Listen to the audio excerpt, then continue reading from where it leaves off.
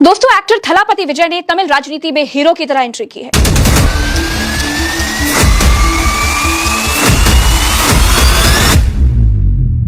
उनकी party TVK ने तमिलनाडु विधानसभा चुनाव में 100 से ज्यादा सीटें जीत ली हैं और अब उनका सीएम बनना तय है। जनवरी 2024 में विजय की फिल्म आनी थी जननायगन, लेकिन रिलीज नहीं हो सकी। तय था कि ये विजय की आखिरी फिल्म थी। जननायगन तो नहीं आ पाई, लेकिन विजय तमिलनाडु के नए जननायक बन चुके हैं। 100 से ज्यादा सीटों पर विजय की नई नवेली पार्टी टीवीके ने बढ़त बना ली है। विजय सियासत के नए सुपरस्टार हैं। तय है कि अब वही तमिलनाडु के अगले मुख्यमंत्री होंगे। जोसेफ विजय चंद्रशेखर ने करीब 34 साल फिल्मी दुनिया को दिए, साउथ के सुपरस्टार हैं। मगर 2024 में उन्होंने अपनी पार्टी बनाई और उसका नाम रखा टीवीके, यानी तमिलगा वेट्टी कड़गम। विजय ने सभी 234 सीटों पर अपने प्रत्याशी उतारे। उस नतीजों ने सबको हैरान कर दिया।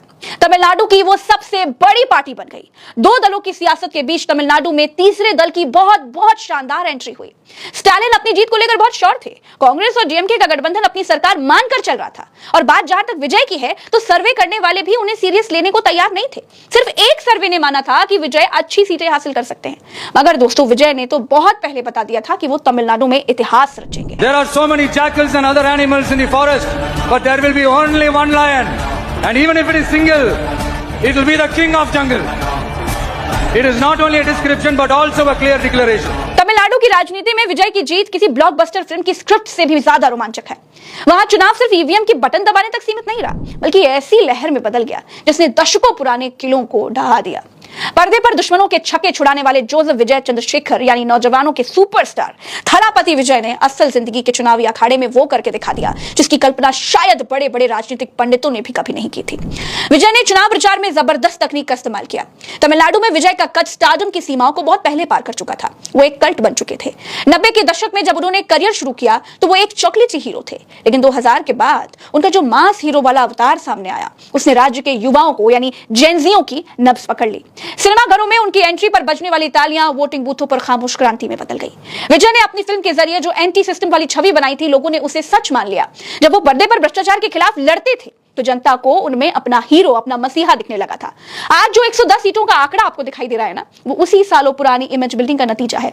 ये कामयाबी रातों रात हासिल नहीं हुई। विजय ने इसके लिए बड़ी खामोशी से जमीन तैयार की थी। उन्होंने सालों पहले अपना एक फैन क्लब बनाया था, विजय मक्कल इयक्कम नाम से, यानी VMI। ये एक ऐसा संगठन था जो सिर्फ फिल्मों को प्रमोट नहीं करता था, बल्कि जमीन पर सामाजिक काम भी करता था, जैसे कोरोना काल में राशन बांटना हो, मेधावी छात्रों को सम्मानित करना हो, या फिर ब्लड डोनेशन कैंप्स लगाने हो। विजय के फैन हर गांव और गली में एक्टिव थे। 2021 के स्थानीय निकाय चुनावों में जब विजय ने अपने फैंस को निर्दलीय लड़ने की इजाजत दी, तब उन्होंने कई सीटें जीतकर सबको चौंका दिया था। वो एक ट्रायल रन था। आज जब टीवी के सबसे बड़ी पार्टी बनी है, तो उसके पीछे वही कैडर है जो पिछले एक दशक से समाज सेवा कर रहा था। आज विजय के घर वाले बहुत खुश हैं। घर पर जश्न का माहौल है, घर पे मिठाइयां बच रही हैं। दोस्तों, विजय के घर में कैसे सीटियां बज रही थी, आप वो भी देखिए कि उनके परिवार के लोगों ने कैसे सीटियां बजाकर इस खुशी को जाहिर किया। विजय को पता था कि हर जगह पहुंच पाना आसान नहीं होगा, तो जैसे फिल्मों में डबल रोल होता है ना, वैसे ही उन्होंने इस चुनाव में बॉडी डबल का इस्तेमाल किया।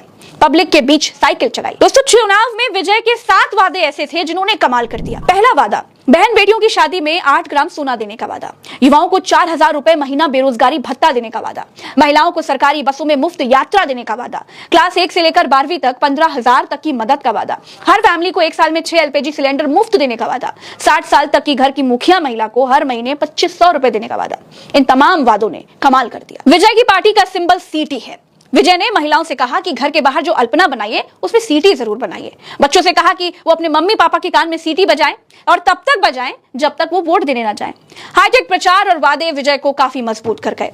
लेकिन इसके अलावा भी जो कारण थे, वो भी आपको बताते हैं।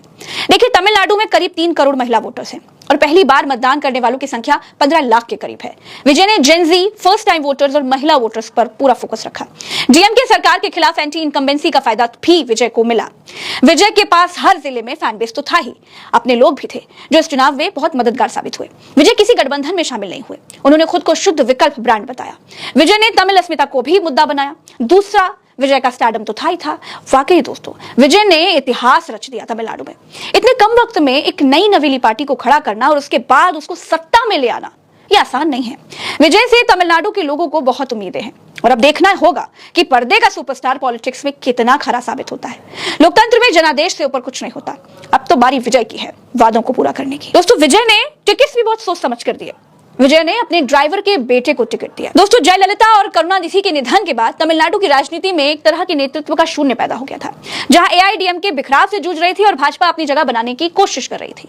विजय ने उस वक्त मिट्टी का बेटा कार्ड खेलकर खुद को सीधे डीएमके के मुख्य प्रतिद्वंदी के रूप में स्थापित किया। उनकी जीत ये दिखाती है कि उन्होंने न केवल तटस्थ वोट हासिल किए, बल्कि पारंपरिक पार्टियों के कोर वोट बैंक में भी सेंध लगाई। विजय की जीत केवल एक अभिनेता की सफलता नहीं है, बल्कि तमिलनाडु की जनता की बदलाव की आकांक्षा का प्रतीक भी है।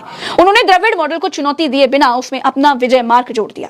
उनके लिए असली चुनौती अब इस जनादेश को शासन में बदलने की है। मेरे साथ फिलहाल इस वीडियो में इतना ही। ऐसी तमाम खबरों के लिए चैनल को सब्सक्राइब कीजिए। इस पर आपकी क्या राय है कमेंट में बताइए। चलते हैं। राम राम, तो अस्सलाम, जय हिंद।